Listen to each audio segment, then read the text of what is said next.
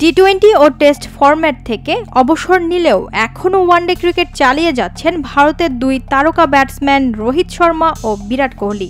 ধারণা করা হচ্ছে 2027 ওয়ানডে বিশ্বকাপে খেলার লক্ষ্য নিয়ে এগিয়ে যাচ্ছেন তারা। তবে বুধবার আইসিসি প্রকাশিত হালনাগাদকৃত ওয়ানডে র্যাঙ্কিংয়ে হঠাৎ করেই উধাও হয়ে যায় দুজনের নাম।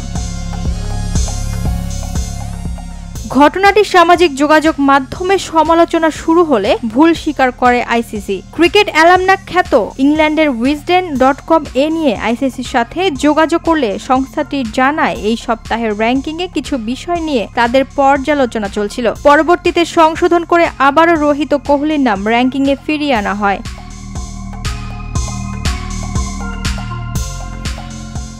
আইসিসির নিয়ম অনুযায়ী কোনো ক্রিকেটার যদি 9 থেকে 12 মাস কোনো ফরম্যাটে না খেলেন তবে তার নাম র্যাঙ্কিং থেকে বাদ দেয়া হয়। তবে রোহিত ও কোহলি ওয়ানডেতে নিয়মিত খেলার কারণে এই তালিকায় থাকারই কথা। চলতি বছরে রোহিত 8টি ও কোহলি 7টি ওয়ানডে খেলেছেন। সর্বশেষ ম্যাচে ভারতের চ্যাম্পিয়ন্স ট্রফি জয়ের সময়ও দুজন ছিলেন দলের গুরুত্বপূর্ণ সদস্য।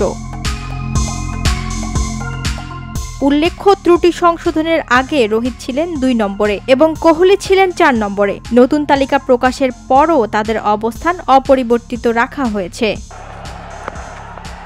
ওয়াহিদা প্রান্তি, স্বদেশ প্রতিদিন।